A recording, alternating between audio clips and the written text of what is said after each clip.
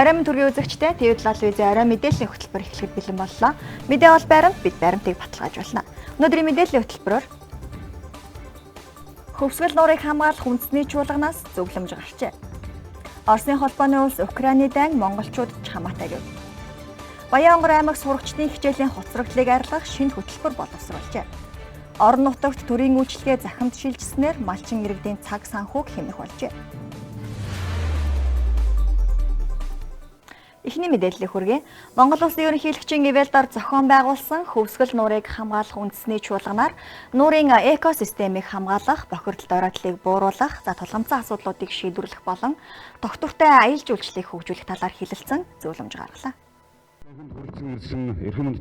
Хөвсгөл нуурыг хамгаалах үүднээс 2022-оос 2024 онд эрг орчимд нь аялал жуулчлалын зориулалтаар шинээр газар олохгүй байх, хур хогийг цэвэрлэх, хөрсний бохирдлын хүүсвэр болсон нүхэн жорлон устгах, хориглох, живсэн машин техникийг бүрэн татаж гаргах, усны чанарын лабораторийг шинжлэх, судалгаа шинжилгээний төв байгуулах, аялал жуулчлалын бүс нутаг болгон хөгжүүлэх хөтөлбөр хэрэгжүүлэх зэрэг цогц ажил хийхээр төлөвлөж байна. За үндэсний чуулганыг Монгол Улсын ерөнхийлөгчийн тамгын газар байгаль орчин аялал жуулчлалын яам хамтран зохион байгуулж зөвлөмж гаргалаа.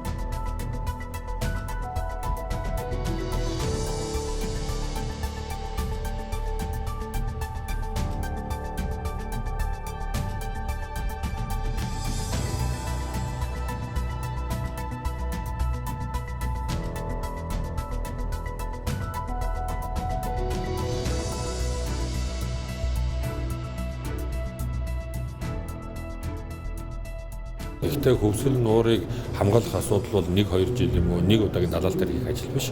Энэ бол одоо байнга бид нар хөвсгөл нуурын судалгааны төв байгуулад, хөвсгөл нуурын усны хяналтын лаборатори байгуулад, хөвсгөл нуурын орчмын төлөвлөлтийг нэгсэн төлөвлөлтөнд оруулад, эргээд нуурда байгаль дэлхийд экосистемд ээлтэй ийм аж ахуй ажиллагаа явуулах, за хөвсгөл нуурынхаа иргэдийг тэрийг тойрс аж ахуй нэгж иргэдийн хамжиргааг дэмжих, хөвсгөл нуураа өөрийг байнга судлаж байх шаардлагатай байна. Яг тэгэхээр хөвсгөл нуур бол Монголын цэнгэг усны 0.4%, дэлхийн цэнгэг усны 0.4% тийм ээ. Монголын цэнгэг усны 70% эзэлж байгаа ийм чухал цэг учраас, чухал экосистем учраас бид нар энийг хамгаалах чиглэлд бол байнга анхаарал хандуулж байгаа. Хөвсгөл нуурын орчимд Тус зөвлөмжөд тусгаснаар холбогдох мэргэжлийн байгууллагууд Эрдэнэт хүний амьнаас эрүүл мэнд, эд хөрөнгийг хамгаалах, нуурын усыг бохирдуулж экосистемд ноцтой хор хохирол учруулж болох үс, нуурын орчимд байгаа дэд бүтэц барилга байгууламжийн тооцоо судалгаа үнэлгээг хийж, аюулгүй байдлыг нь хангах, эрсдэл эмзэг байдлыг нь бууруулахад чиглэсэн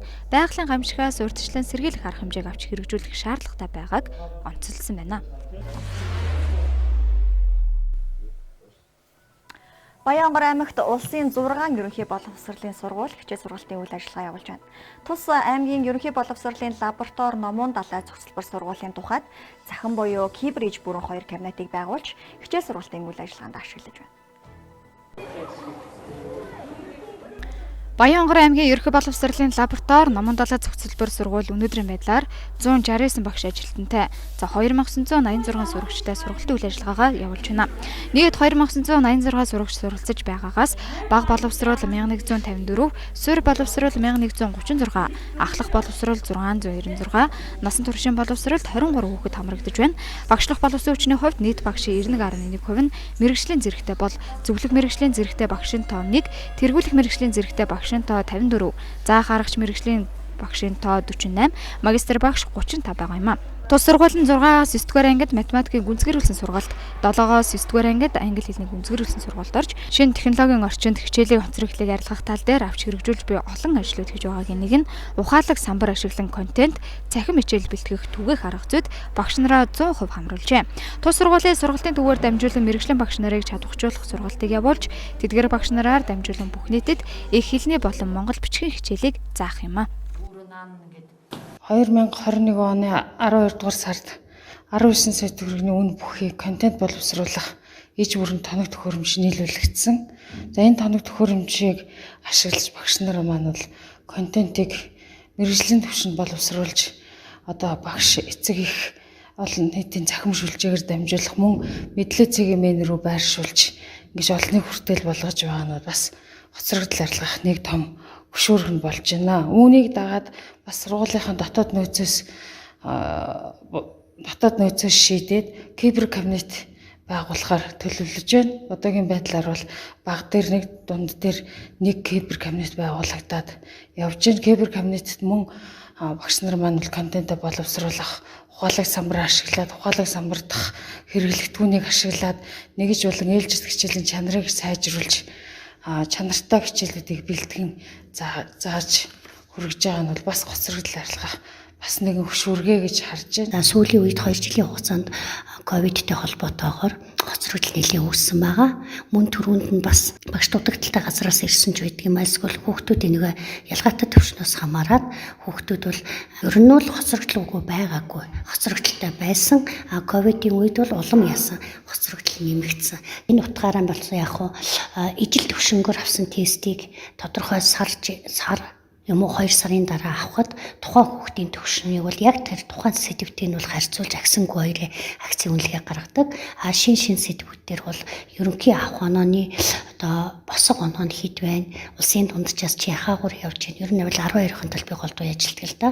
За тэгж онцлоод ийм сэдвүүдийг нэмэлтээр уншаарай гэд ном сургагчийн хуудас зааж өгөх юм уу? Эсвэл бичлэг YouTube-с эсвэл нөгөө телевизэл үзэх даалгаврыг өгч хүүхдүүдийг даалгавар суурилсан байдлаар хоцрогдлыг арилгахад анхаарч байгаа. Хичээлийн хоцрогдлыг арилгахын тулд ижил төвшний шалгалтыг авч хүүхдүүдийг онцлон үнэлж тохирсон дасгал ажлуудыг ажиллуулж хоцрогдлыг арилгах зэрэг багш бүр өөрийн гэсэн арга зүгээр ажиллаж байна. Түүнчлэн боловсролын чанарыг сайжруулах төслийн хүрээнд тоглонгоо хөгжин аппликейшнийг боловсруулж байна. Баянхонгор аймаг дахь сэтгүүлч Цэцэг маа мэдээлүүллээ.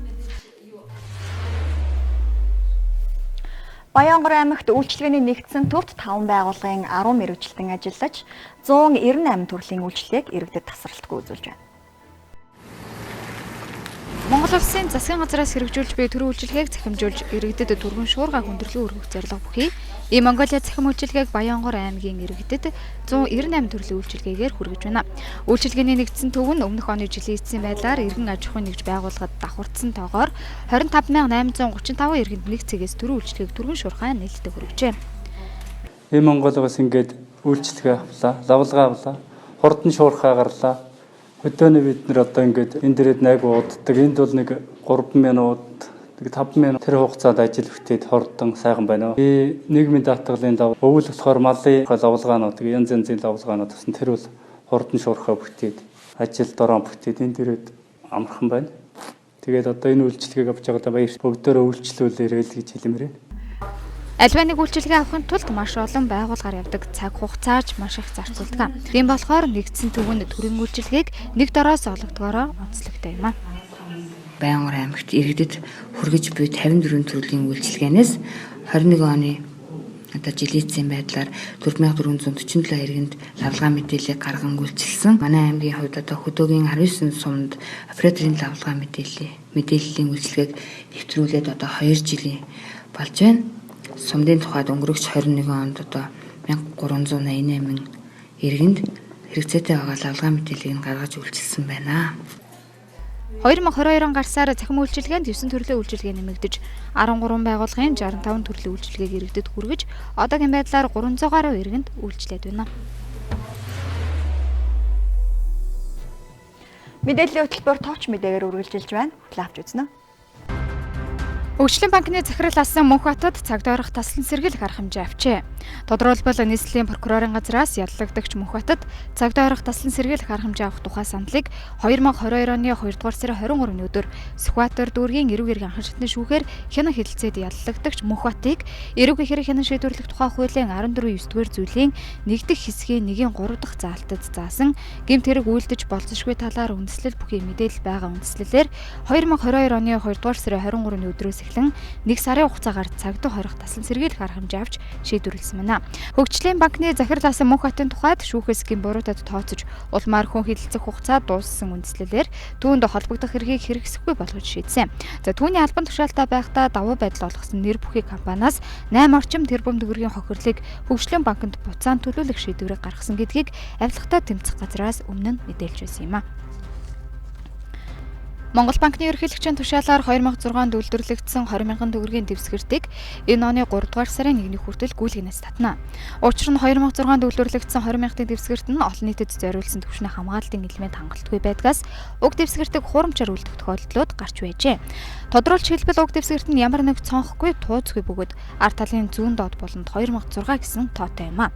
Иймд 2020 оны 3 дугаар сарын 1-ээс эхлэн уг дэвсгэртээ төлбөр тооцоо хийхийг зогсоож, дээрх дэвсгэртийг эзэмшиж буй иргэдийг 2022 оны 3 дугаар сарын 1-ний өдөр хүртэл банкудад болон Монгол банкнд хандан шинэ дэвсгэртээр солиулах боломжтой байхаар зохицуулсан байна. Тухайн хугацаа энэ оны 3 дугаар сарын 1-нд дуусгаар болж буй тул 2006 онд үйлдвэрлэгдсэн хурамч бус 20 мянган дэвсгэрт эзэмшиж буй бол банкнд хандан солиулахыг сануулж байна. Монгол банк энэ сарын 21-ний өдөр урт хугацаат репо арилжаа зохион байгуулжээ. Тус банкнаас 100 тэрбум хүртэлх төгрөгийн репо арилжаа зарласан бөгөөд арилжаанд Худалдаа хөгжлийн банк, Голомт, Богд банк оролцсон нийт 81 тэрбум төгрөгийн хүүсвэр авах хүсэлт ирснийг олгосон байна.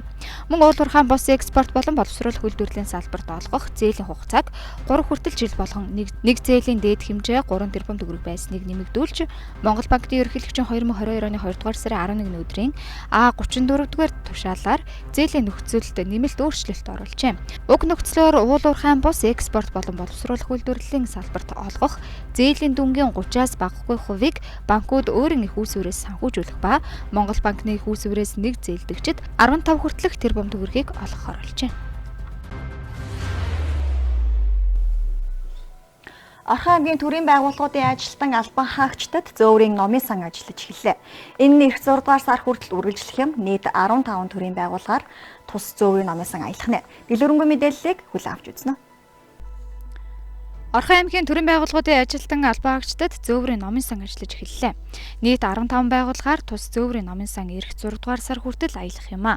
Ингэхдээ даваа гараг бүр нэг төрийн байгууллагад ойролцоогоор 40-оос 50 ном дэлгэж, баасан гараг хүртэл үн төлбөрийг олгох зарчмаар явагдана. Мөн тухайн очсон байгууллагын ажилтан албан хаагчдын дунд уйгурчин монгол бичгээр алтан хонх тэмцээн зарлаж, шилдэг нэг хүнийг тодруулахар болжээ. Яагаад заавал Монгол одоо үндэсний бичгээр тэрхүү алтан хонхоо явуулж байгаа вэ гэхээр одоо 2025 оноос бүх нийтээр үндэсний бичгтэн болох гэдэг биш үү тийм тэр л одоо тийм одоо тэгж энэ монгол бичгээр явуулж байгаа. Тэгээд үндэсний бичих соёлын өдөр 4 сард болдог тийм ээ. 5 сард. Тэгээд тэрнгээр одоо байгууллага болгоноос одоо шалгарсан хүмүүсийн дунд бүр нийтээр нь одоо бүр Орхон аймгийн хэмжээний алтан хонх тэмцээн явуулж бас тэмцээнээс одоо шилдгийг тодруулах зорилготой. Авч явахад бол номын болов уу гэж аахгүй. Гол нь манай Орхон аймгийн уншигч болох хэвээр карт нэдэг штэ. Нэг жилийн хугацаатай 1000 төгрөгөөр карт нэдэг. Тэр уншигч болох хэвээр. Зөөврийн номын сан нь нэг байгууллагад 7 хоногийн хугацаатай үргэлжилнэ гэлээ. Энэ нь чөлөөт цагаараа төрийн албан хаагчдад хүрчүүлжлэх зорилготой юм а. Дийлэнхдээ уран зохиол, хувь хүний хөгжил рүү чиглэсэн ном байгаагаас гадна сүүлийн үед хэвлэгдсэн ном байгаагаар онцлог юм байна. Орхон аймаг дахь сэтгүүлч Мөнх Туяа мэдээлэлээ.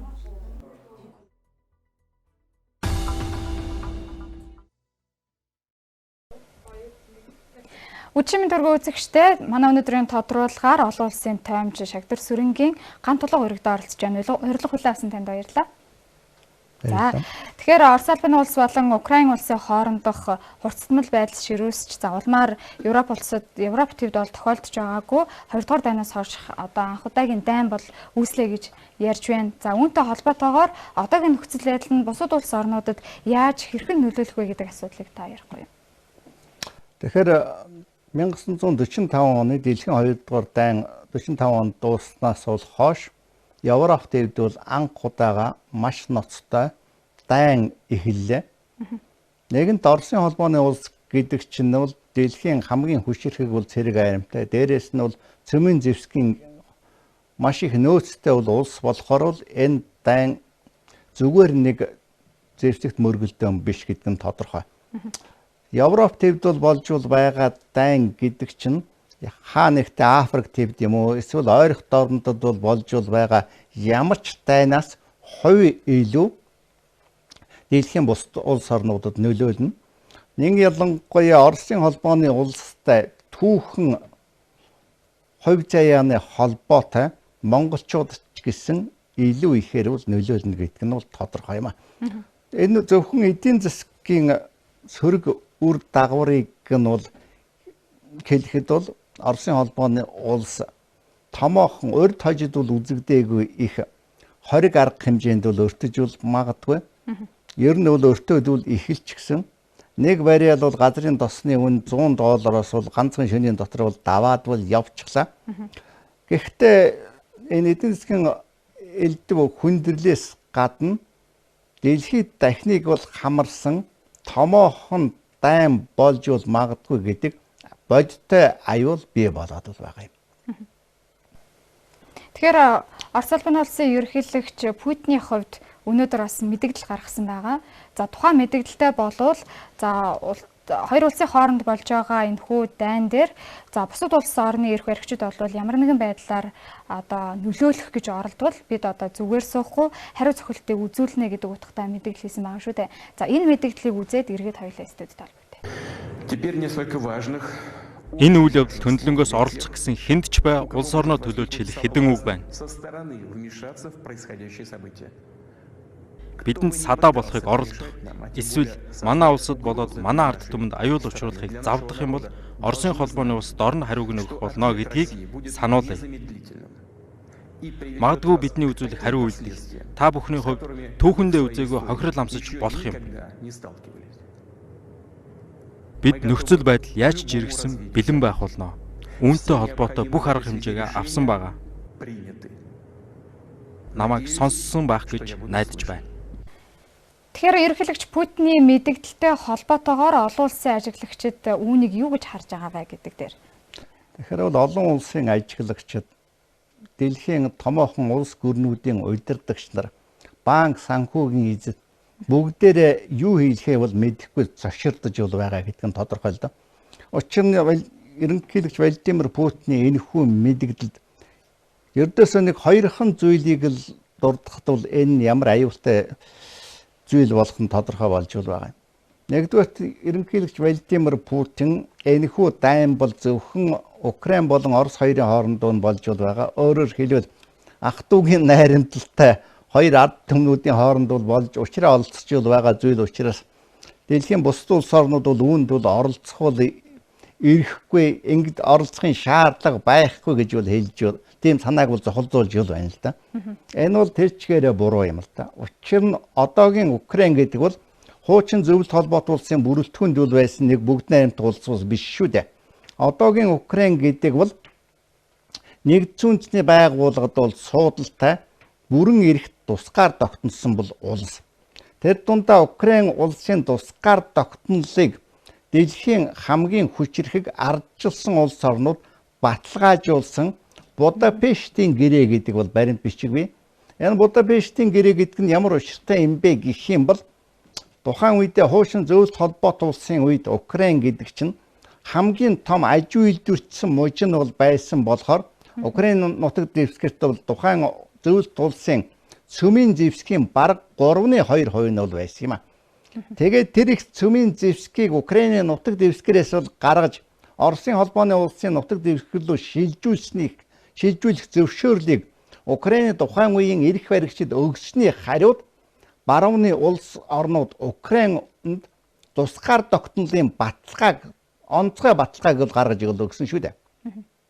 Хэрвээ одоогийн Украин улс жишээлбэл ядаж 3 ширхэг цөмийн бөмбөгтэй байсан бол ерөнхийлөгч Владимир Путин ийм дайныг хийж зүрхлэхгүй шүү дээ. Нэгэнт Украин улс барууны улс орнуудын шахалтанд бол орж цөмийн зэвсгээ бол устгуулсан болохоор барууны улс орнууд Будапештийн гэрээний дагуу Украины тусгаар тогтнолыг бол хамгаална, хүндэтгэн гэдэг амлалтыг бол өгсөн юм а. Энэ чинь юу гэсэн үг вэ гэх юм бол Орос Украин хоёрын дайнд дэлхийн бусад улс орнууд бол бүр оролцох эрхтэйгээс гадна үүрэгтэй гэсэн утгатай үг бол болж хувирж байгаамаа. Ерөнхийлөгч Владимир Путиний мэдэгдэлд бол зохицсон хоёр дахь аюултай санаа бол нэг хоёр ширхэг бол үгээр бол илэрхийлэгдэж байгаа юм. Юу гэх юм бол ерөнхийлөгч Владимир Путин Оросын цэргийн Украинд явуулж байгаа байлдааны ажиллагаа нь бол тун удахгүй зогсно. Энэ бол хязгаарлагдсан шинжтэй байлдааны ажиллагаа гэж хэлсэн л дээ. Яг л нөгөө 1979 онд бол Афганистанд зөвлөлтийн цэргийг бол оруулах үед энэхүү байлдааны ажиллагаа нь хязгаарлагдсан шинж чанартай дорхноо цэргээд эргүүлж татна гэсэн мөртлөө энэ Афганистаны дан 10 жил бол үргэлжилж эцэстээ энэ хуучин зөвлөлт холбоотой улсыг бол сөнөхөд хүргэсэн нэг чухал шалтгааны нэг болсон шүү дээ. Яг л түүнтэй адилхан үлгэр жишээд автагдаад байна л да. Владимир Путин өөрийнхөө мэдэгдэлд бол хоёр чухал маш ноцтой үгийг бол хэлсэн. Юу гэх юм бол нэг нь демилитаризация, хоёр дахь нь денацификация гэдэг энэ хоёр үг бол байсан юм. Демилитаризация гэдэг нь юу гэсэн үг вэ гэх юм бол Оросын холбооны улс Украиныг зэр зэвсэггүй улс болгоно гэсэн үг. Өөрөөр хэлбэл Украиний айрмыг ор үндсээр нь бол устгах гэж байна. Ямар ч улс орны бол айрмыг бол бүрэн устгахын тулд тухайн улс орны газар нутгийг бол бүрнээр нь бол эзлэх ёстой шүү дээ. Тэгэхээр бол ерөнхийлөгч Владимир Путиний тушаалаар Украиний хөлийг бол даваад бол ороод ирсэн нөгөө танкийн хоёр цуваа бол зөвхөн Днепр мөрний зүүн эрэгт бол байгаа Киев хотыг эзлээд зогсохгүй. Цаашаага бүр баруун Украинд бол байгаа Львов хотыг бол эзэлж бол байж байлдааны ажиллагаа зогсно гэсэн үг шүү дээ. Энэ чинь бол Украиныг бол бүхэлд нь бол эзлэнэ гэсэн үг. Денацификация гэж хэлж байна шүү дээ. Денацификация гэдэг чинь бол Украинд бол байгаа үнцэрхэг үл үзлийг уг үнцээр нь бол авч хайна гэсэн үг юм. Украиний үнцэрхэг хүслийг бол яаж бол авч хаях вэ гэх юм бол Украиний засгийн газрыг бол өөрчилж Оросын холбооны улсын амыг бол дагдаг тоглоомын засгийн газрыг нөгөө 2014 оны онд бол оршин тогтнож байсан ерөнхийлөгч Януковичийн засгийн газраас ч илүү дуулууртай засгийн газрыг бий болгоно гэсэн үг шүү дээ. Тэгэхээр ийм хоёр маш аюултай зоригтой байлдааны ажиллагааг бол эхэлжүүл байгаа болохоор энэ дайн бол тийм амар зогсохгүй гэдэг нь тодорхой шүү дээ. Ерөнхийлөгч Путиний энэхүү зорилгыг ийм зорилготой эхэлсэн байлдааны ажиллагааг хөрш улс орнууд нэг ялангуяа өмнө нь Украиныг бол бүрэлдэхүүндээ авчвал байсан дундад зууны агуу их улс болох Речи Посполитагийн бүрэлдэхүүнд бол байсан Литв, Польшийн улсууд хизээч бол хүлээн зөвшөөрөхгүй. Сэтгүүлч Дмитрий Гордоны хэлснээр бол яг одоо Киев хотод Литв болон Польшийн засгийн газрын дээд удирдлага өөрөөр хэлбэл ерөнхийлөгч нар нь бол хурц ирчгээд байлдааны ажиллагааг бол цааш яаж явуулах талаар бол зөвлөлдөж байна гэсэн үг шүү дээ. Энэ чинь юу гэсэн үг вэ гэх юм бол Оросууд хэдийгээр Украиний сул дорой айрмыг нэг 11 баррикадлаа байгаа гэсэн л дээ. Тэр бүгдийг нь бут цохилооч гэсэн цаанаас нь Польшоос ч юм уу хөрс зэрэгэлдээ Өрмөний нутаг дэвсгэрээс маш олон тооны сайн дурын хүмүүс бол орж ирнэ гэсэн үг шүү дээ. Зэр зэвсгийн талаар бол санаа зовхын хэрэг бол байхгүй. Европын холбоо, Америкийн нэгдсэн улс тэр чигээрээ ард талд нь бол зогсож байгаа шүү дээ. Тэгэхээр бол ерөнхийлөгч Владимир Путиний явуул энэхүү мэдгдэл бол маш аюултай үр дагаврыг бол араасаа дагуулна гэдэг нь тодорхой юм. Та ярианыхын тус хэлсэн за манай мөнхийн хөрш болох Орос улсын улс энэхүү Европ төвдөө за дэлхийн одоо 2 дугаар дайны дараах дайныг эхлүүллээ гэж. За үүнээс улбаалаад Монгол улс бас үүнд бол тийм ээ тодорхой хэмжээгээр Монгол улсад нөлөөлөл үзүүлнэ гэж ярьж байна. За Монгол улсад ямар байдлаар нөлөөлнө гэж харж байгаа юм бэ? Тэгэхээр бол Монгол улсын хувь заяа гэдэг чинь Орос улсын хувь заяатай бол хүйн холбоотой. Орос улсын нөхцөл байдал бол эрс муудах юм бол Монгол улсын нөхцөл байдал ч бол эрс бол муудан шүү дээ. Монгол улс яаж бол анх үүсэж бол бий болсон бэ гэдэг түүхийг эргээд дурдахад бол ганцхан баримтыг л хэлье л да.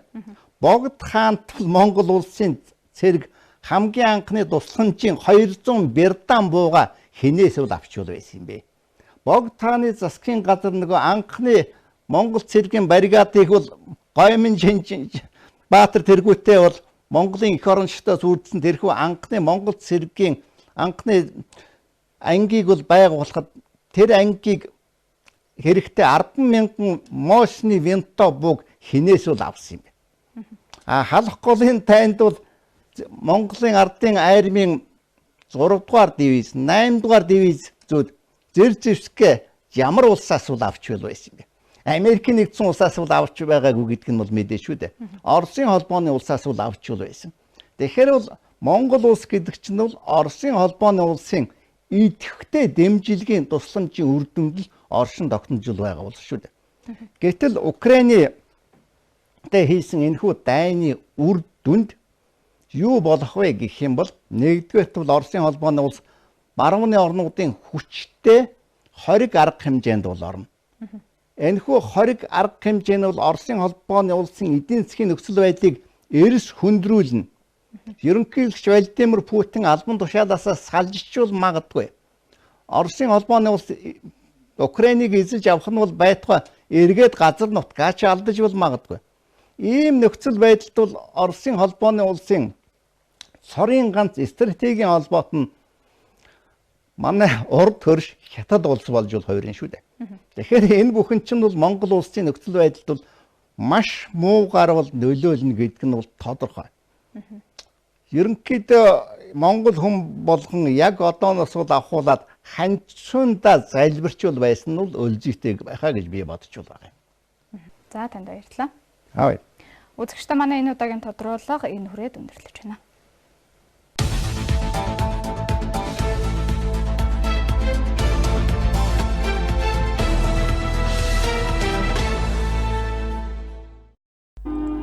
Орос Албаны улс Украины Донбассын бүс нутаг дахь салан тусгаарлагч Луганск болон Донецкийн бүгд найрамдах улсуудын тусгаар тогтнолыг хүлээн зөвшөөрч албан ёсоор харилцаа тогтоосон бол Орос Албаны улсын энэ шийдвэрийн эсрэг баруун улс орнууд Орос эсрэг хориг арга хэмжээ эхлээд байгаа юм а.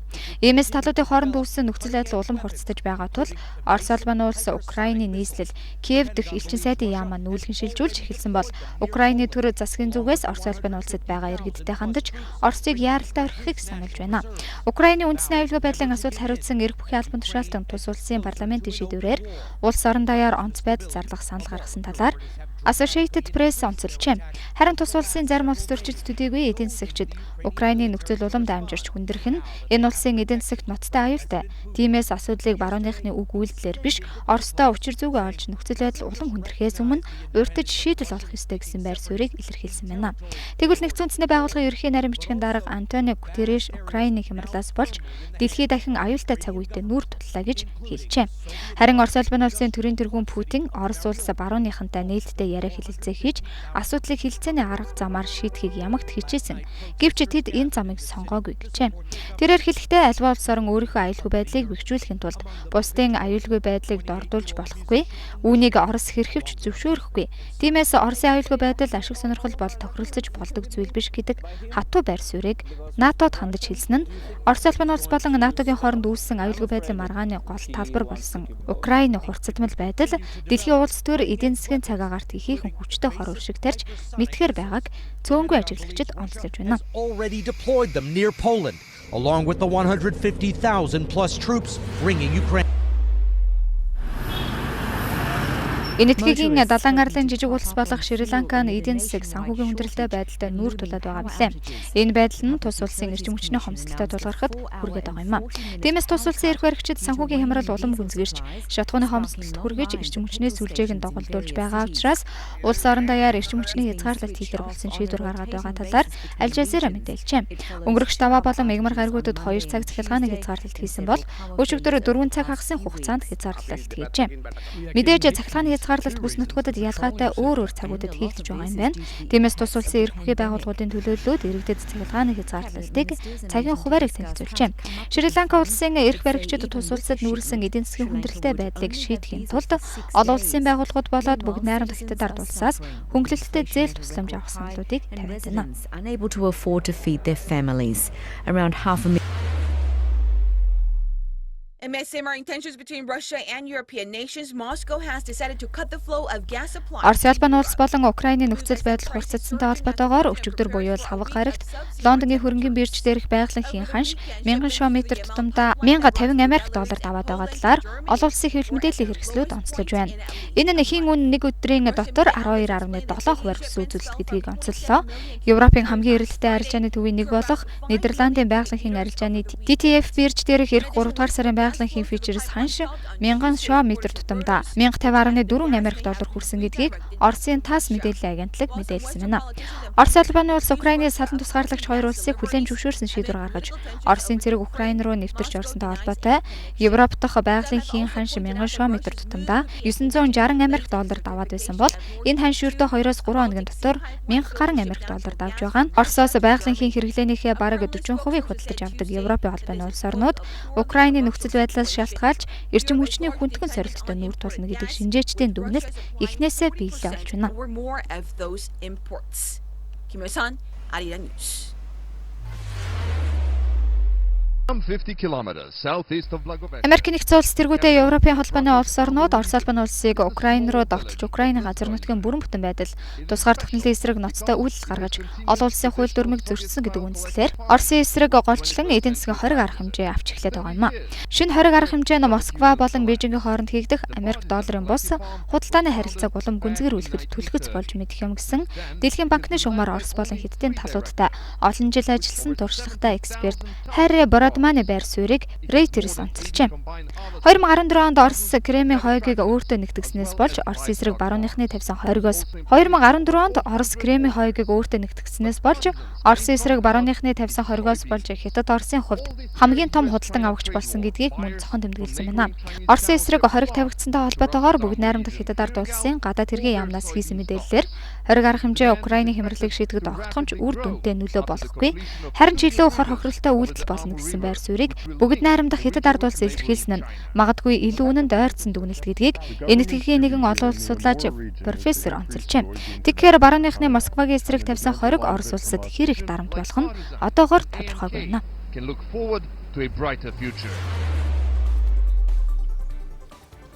Тэгээд лал визийн пүрэв гарагийн орой мэдээллийн хөтөлбөрөөр өндөрлөж байна. Та бүхний маргаашийн ажил үс амжилт.